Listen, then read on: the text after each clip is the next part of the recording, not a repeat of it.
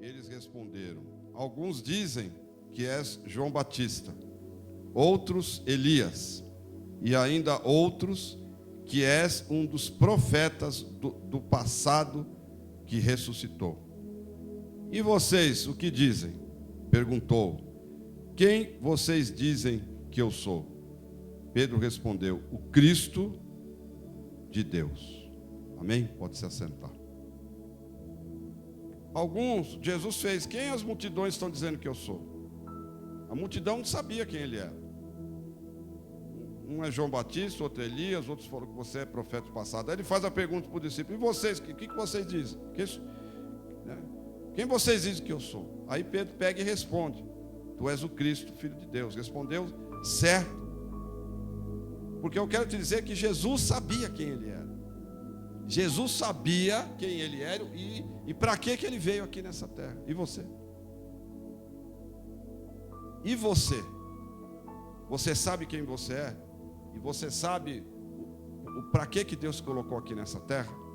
Quando você lê Lucas capítulo 3, do 15 ao 16, foram perguntar para João Batista se ele era o Cristo. Olha só. E você é o Cristo? João Batista era tremendo. Ele era fiel, ele era um cara cheio do Espírito Santo, porque ele poderia chegar e dizer que ele era. E enganar as pessoas com uma falsa identidade. Às vezes, está cheio de crente dentro da igreja que está enganando pessoas com uma falsa identidade. Muitas vezes ele está dizendo algo que ele não é. Muitas vezes ele diz algo que ele não é e que não pratica. Falsa identidade. Ele poderia falar: eu sou o Cristo. E as pessoas iam acreditar. E iam realmente achar que ele era Jesus, que ele era ungido. Mas ele não fez isso. Ele falou: não, eu não sou não. Virá um, aleluia, após mim, que esse eu não sou digno nem de amarrar o cadarço da sandália dele. E esse vos batizará. Eu batizo vocês com água, mas esse aí que está vindo vai batizar vocês com o Espírito Santo e com fogo. E ele continua dizendo, e ele tem uma pá na mão. Ele está com uma pá na mão. E aí ele começa a falar a respeito para que servia essa pá que estava na mão de Jesus. Então é assim, João Batista sabia quem ele era. E ele fala: eu sou aquele que veio preparar o caminho. Eu sou a voz daquele que clama no deserto. Ele diz assim, citando o livro de Isaías: eu sou aquele que, a voz do que clama no deserto. Aleluia. Que veio preparar o caminho para o Senhor. Nossa, tremendo. Eu sou aquele. Aleluia. Ele declara algo que foi profetizado por Isaías há milhares de anos atrás da existência dele. E ele tinha a convicção que aquela palavra que foi profetizado pelo profeta Isaías há milhares de anos atrás, aquela palavra falava sobre ele. Olha só que coisa tremenda que é isso. Então ele tinha identidade. Ele sabia quem ele era e o que ele veio para fazer. E você? Quem é você? Ou o que as pessoas dizem quem você é? Se você tivesse que fazer uma pergunta para as pessoas e falasse assim: o que as pessoas estão dizendo que eu sou? O que as pessoas dizem que você é? Forte isso, né? De Jesus eles estavam falando que ele era, né, João Batista, isso e aquilo. Mas os discípulos sabiam quem ele era. Pedro sabia quem ele era. Tu és o Cristo. Pedro sabia. João Batista sabia quem ele era e tinham pessoas que sabiam também quem ele era. E você? São duas perguntas. Você sabe, três. Você sabe quem você é? Você sabe o que você veio fazer aqui? E o que é que as pessoas dizem que você é? Será que as pessoas podem dizer: né, que você é cheio do Espírito Santo, que você é uma pessoa íntegra, que você é uma pessoa honesta, né, que você é uma pessoa isso, uma pessoa aquilo. Ou elas podem dizer que você é um enganador, um mentiroso, um fofoqueiro, um encrenqueiro, uma encrenqueira. O que as pessoas dizem? E a gente precisa parar para pensar nessas coisas. Porque quem não tem identidade, obviamente não sabe quem é, então ela não vai conseguir fazer nada, ela não vai conseguir realizar nada. E nós precisamos dar valor a isso.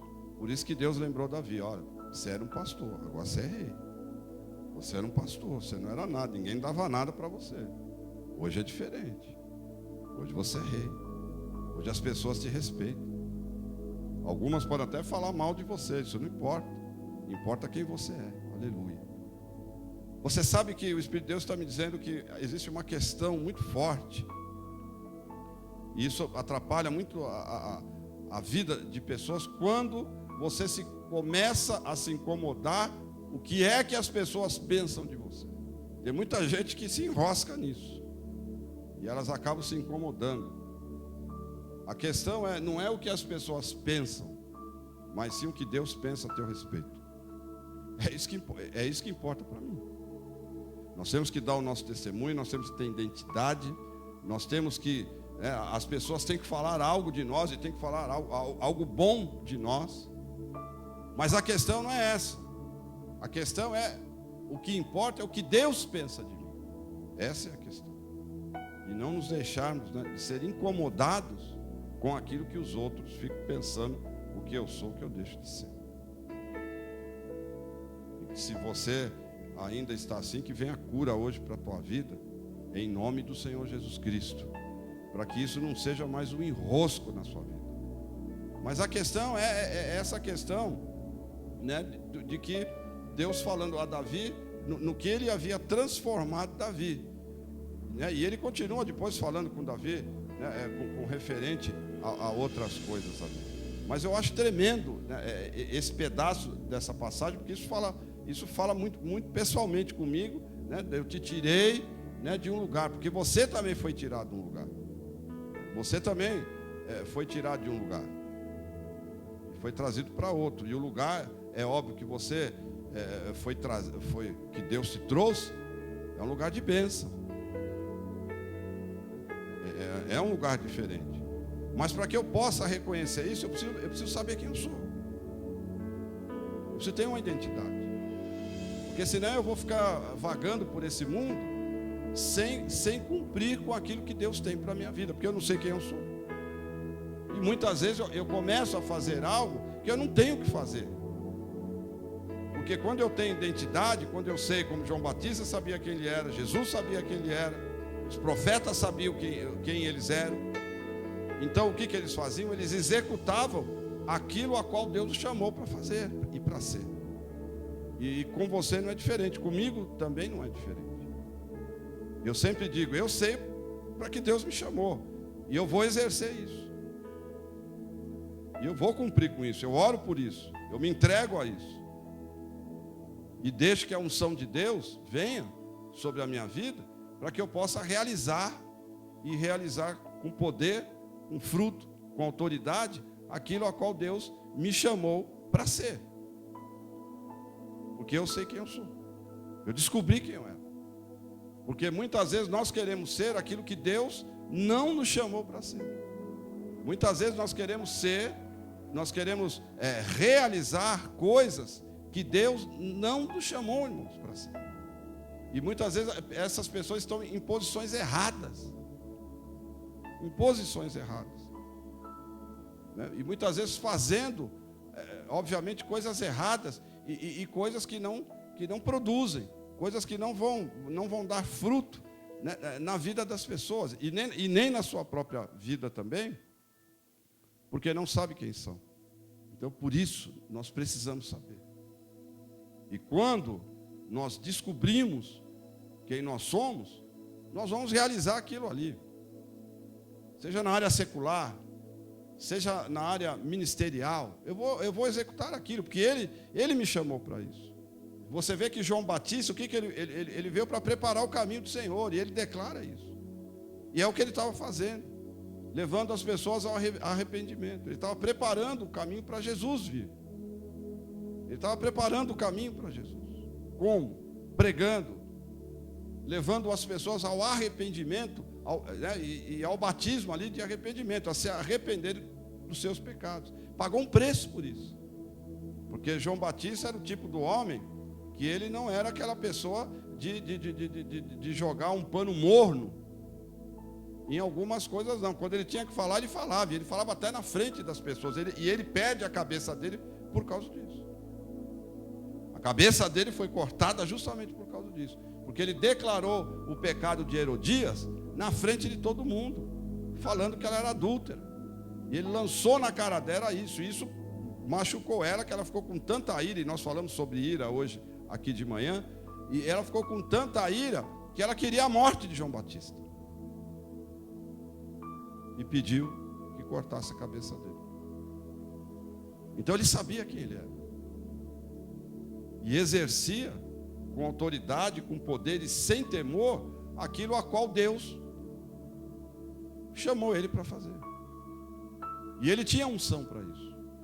E quando nós nos colocamos nessa posição, sabemos quem nós somos e o que Deus quer que a gente faça, essa unção, capacitadora, ela vai fluir e vai nos capacitar a realizar com poder, com autoridade, aquilo que Deus estabeleceu.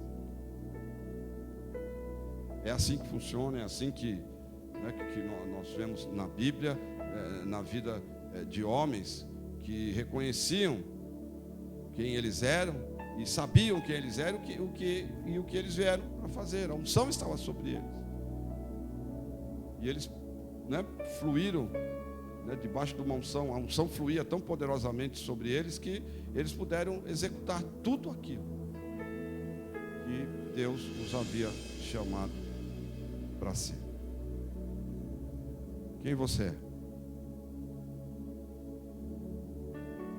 O que Deus determinou para você fazer aqui nessa terra?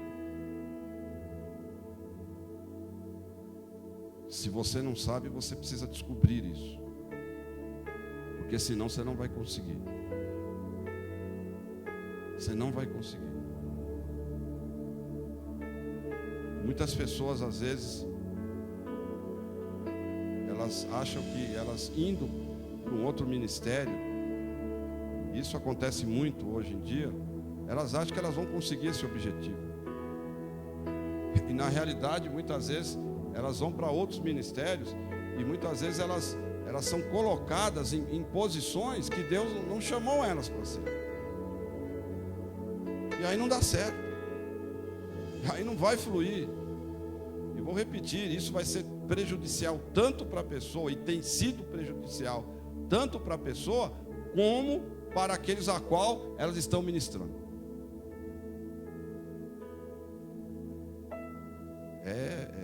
É bem forte isso. Por isso que eu preciso saber quem eu sou e o que Deus determinou que eu faça aqui nessa terra. E tenho que pagar o preço.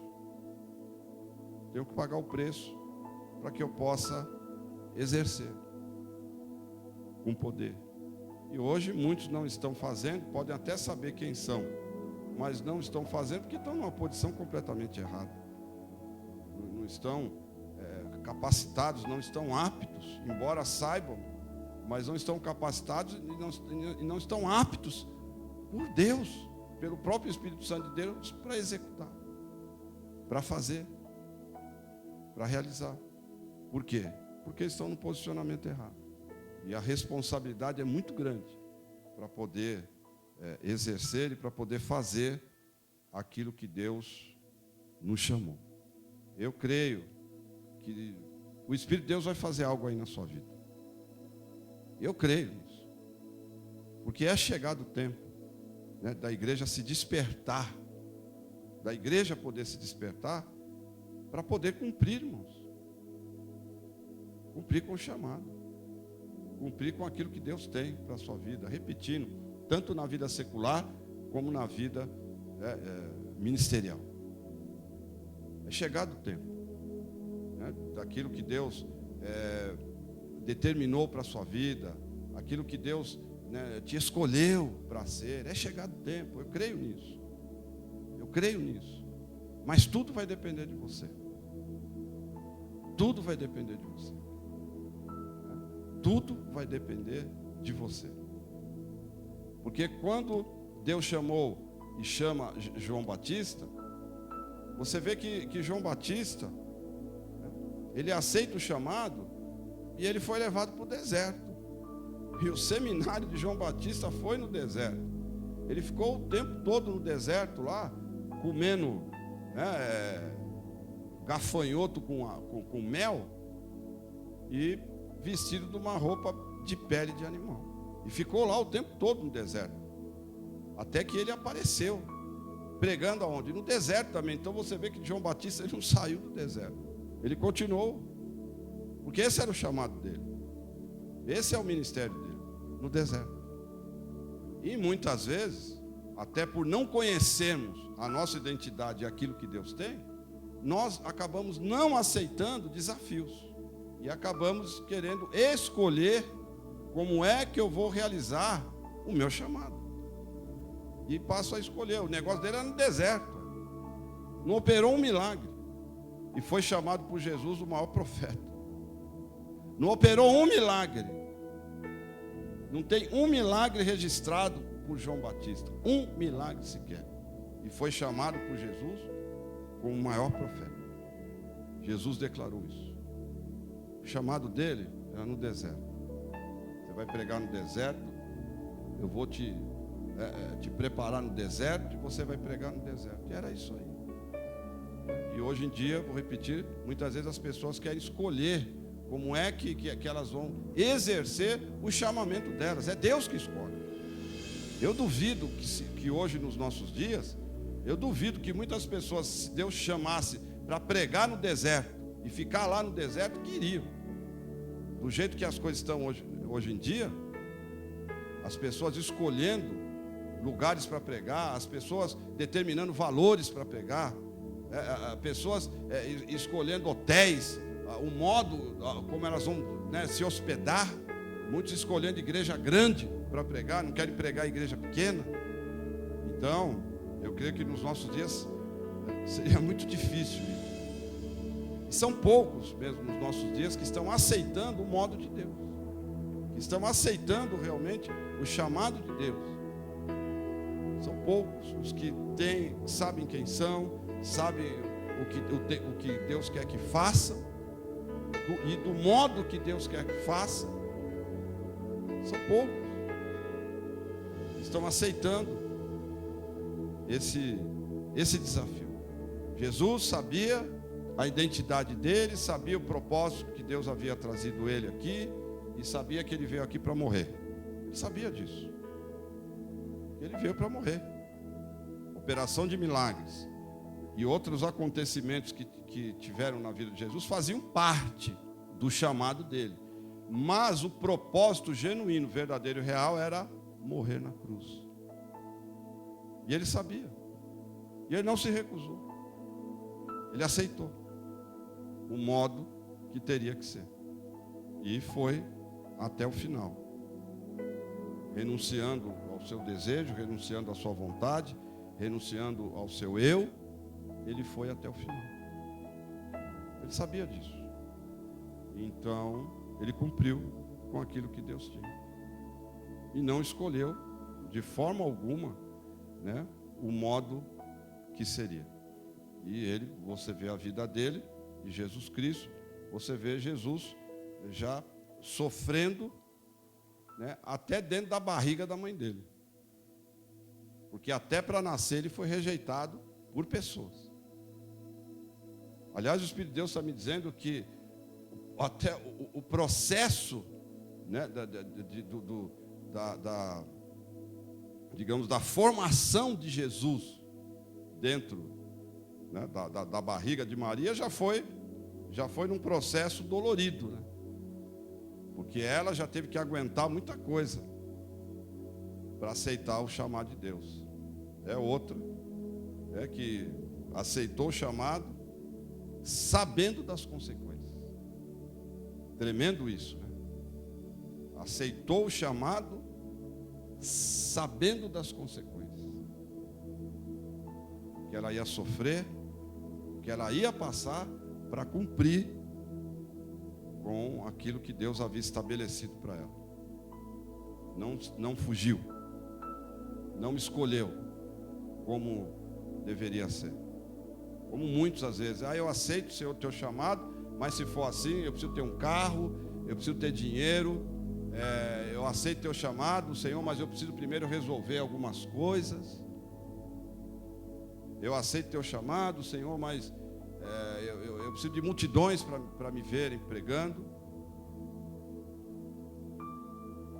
Então, aceita, gera-se Jesus, ela passa, né, por sofrimentos também, e quando vai nascer o filho, já não encontra um lugar bom, porque estavam rejeitando Maria, e Jesus acaba nascendo, né, dentro de uma estrebaria, né, de um lugar onde, né, se cuidava de animais, davam de comer animais. Veja que o processo já começa, né, complicado já desde o início. Então, veja como é. Então, eu creio que na minha vida e na sua vida não vai ser diferente. Porque muitos hoje querem realizar e servir ao Senhor, né, com maneiras fáceis. Elas querem ouvir palavras leves, né, elas querem estar no meio de uma baita igreja, porque acham que uma baita igreja Deus está lá. Sendo que Deus estabeleceu um princípio de que se duas pessoas estivessem reunidas no nome dEle, Ele estaria ali no meio. Interessante. E isso começa lá no Velho Testamento. Começa lá no Santos dos Santos. Com a arca. Na arca tinha milhares de anjos. Deus mandou Moisés e falou: Moisés, faça milhares de anjos. Milhares de anjos. E põe aí. Não. Deus falou: faça 2 anjos. 2 anjos interligados um ao outro. Juntos. Faça 2 anjos. E ele tinha que fazer de uma peça só. Fez 2 separados, era de uma peça só. Falando a respeito de unidade. E 2 anjos. Era ali que Deus vinha, no meio daqueles 2 anjos. Quando um homem quebrantado, que sabia quem ele era. No início Moisés também não sabia quem ele era, porque ele pergunta para Deus: quem sou eu, Senhor? Não sabia, mas Deus revela quem ele era, como ele revela para você também, quem você é nele. E quando ele descobre isso, aleluia, aí ninguém conseguiu mais parar Moisés. Quando você descobrir quem você é em Deus, ninguém mais vai conseguir te parar. Nem homens, nem mulheres, nem demônios, nem o próprio diabo vai conseguir parar você. E quando esse homem entrava lá dentro do Santo dos Santos, aleluia, a glória de Deus vinha no meio dos 2 anjos. Interessante, não tinha multidões de pessoas. Não tinha milhares de pessoas. Tinha sim um homem de coração quebrantado. Um homem que sabia quem ele era em Deus. Um homem de coração quebrantado que aceitou o desafio de Deus. Que entrava lá dentro. E Deus vinha ali. Interessante isso. E muitas vezes algumas pessoas acham que é necessário milhares, centenas de pessoas para que Deus venha e se manifeste ali. Ele disse: 2 pessoas se reunindo no nome dele, eu estarei ali no meio. E essas duas pessoas sendo como os dois querubins, né, do propiciatório, os dois querubins da arca, né, que se ajuntam ali em unidade, num coração quebrantado, com sede, com vontade de Deus. E aí Deus vem. É assim. É simples. Simples assim. Amém? Deixa o Espírito de Deus nessa noite ele vir sobre você, e que você saia daqui nessa noite sabendo quem você é em Deus, que você aceite aqui nessa noite o chamado que Ele tem para a tua vida, mesmo sabendo que haverão consequências, mesmo sabendo que não será fácil, mas que você possa aceitar.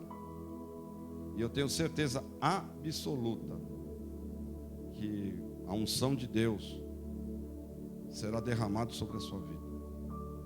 E eu tenho certeza absoluta que você vai ter uma nova caminhada com o Senhor. Uma nova caminhada com Deus.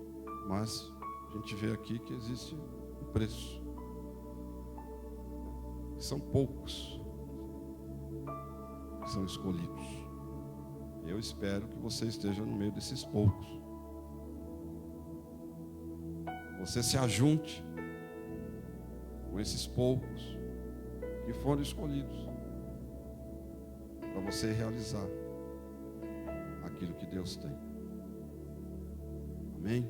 E de ter uma vida frutífera, uma vida de fruto, uma vida de poder, que você possa realizar aquilo que Deus te chamou para fazer. Você saber quem você é em Deus. Não somente saber, né, que você é um filho, que você é uma filha. Isso faz parte da identidade. Mas eu estou falando de você saber aquilo a qual você foi chamado. Se você foi chamado para ser profeta, seja profeta. Ore em cima disso. Se chamou para ser um mestre, um ensinador, então ore. Se chamou você é chamado para ser um evangelista, seja um evangelista. É chamado para tocar, então toque. Faça o que Deus chamou para fazer. Te chamou para liderar, lidere. Mas lidere com unção, com autoridade. É isso. É isso. É isso que aconteceu aqui. É isso que aconteceu com homens e mulheres. Quando Esther quis sair fora do chamado dela, Deus chamou a atenção de Esther e fala com Esther a respeito disso. Está lá em Esther capítulo 5, aonde o Senhor fala com ela de uma forma bem forte, porque ela é escolhida para ser rainha. Esther era uma órfã. Deus escolheu uma órfã para ser instrumento nas mãos dele. Então você veja, uma pessoa sem pai, uma pessoa sem mãe, é escolhida por Deus para poder cumprir com o chamado. E Deus foi claro, Deus foi específico com ela na questão de que se ela não cumprisse com o chamado dela, ela ia sofrer. E não somente ela, que isso ia atingir a família dela.